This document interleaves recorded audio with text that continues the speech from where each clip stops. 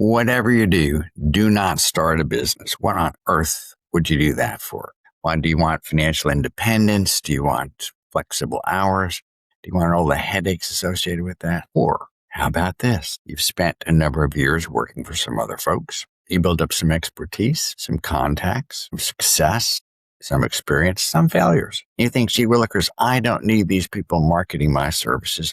I can break away, join another group, and be a little 1099 person, or a big 1099 person, or an effective 1099 person, and have some customers then become clients, farm myself out, whether it's a certified or either a chief financial officer or a controller or comptroller. I'll define the differences in a minute. Or simply a partial HR person. It's a fascinating concept. Or farm yourself out as a property manager, or farm yourself out as someone who does physical therapy or massages. In other words, what are your passions? What's there a market for your particular skill set where you happen to live? Now, if you lived out in a rural area, seeds, fertilizer, and the like would be helpful. If you live in an urban area, Dallas-Fort Worth, for instance, longevity has gotten very popular since more and more folks have gotten older and older. And some folks wake up one day and go, oh my God, I don't feel so well. There are others of us who are lucky enough to early in life pick up a good habit of exercising and eating properly and drinking lots of water and trying to stay about the same size and wear the same size pants. So what do? One, hang out with people who have already started a business, particularly folks who have started from scratch or working their way up the food chain and are figuring out ways to, one, have a skill, two, have a plan, three, put it in action, four, market those skills, then build up some ranting, raving fans to help you really move ahead financially and economically and emotionally. You might even be lucky enough, like three of us in an entrepreneurs gathering last night, to have your kids start to work with you. We're starting interviewing any number of people who their family has become a family business, whether it's as a merger and acquisition person or a business broker person, or folks working to scan your body, literally scan your body with advanced techniques and hire a radiologist who is a very trained, skilled doctor who actually reads x-rays and gives you a blow-by-blow, pun intended, description of what ails you and what preventative care or continued care you might have to have. So if you're tired of working for somebody else, it is possible to start a business and flourish. A couple of things to notice. One, you might want to have enough money to support yourself for a period of time. There are folks who have lived with their parents and started a business.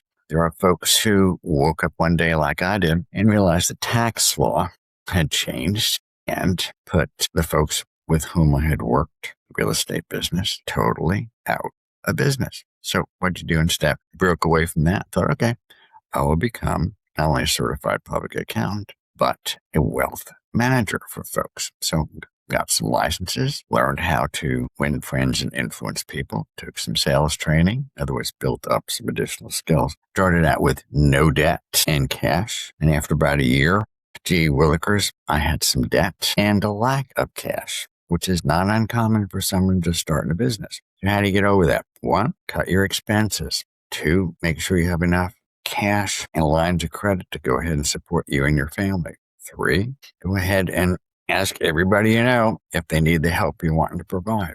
And you might even, before you start any of this stuff, take a look and see how broad that market is. For instance, in terms of the United States of America at this time, we have an aging population. It's not just me. There are lots of folks getting older.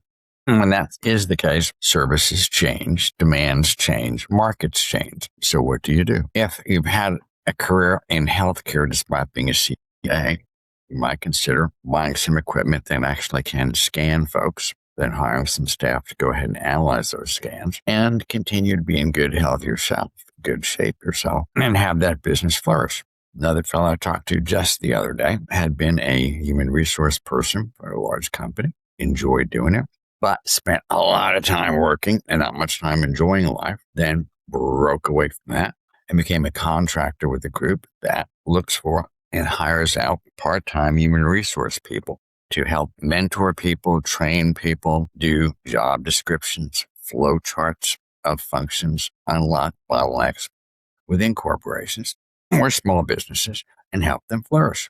And then maybe even catch some gigs where you can do that for a particular group over a period of time. How about this? If you're actually, and we do have some neighbors who do this, if you really just love dogs, you might consider opening up a dog walking business. I know that sounds funny, but there's certainly people who do that in various urban areas and have a wonderful time doing it and get to know everybody in the neighborhood. So real reasons to start a business, simple. Excuse me.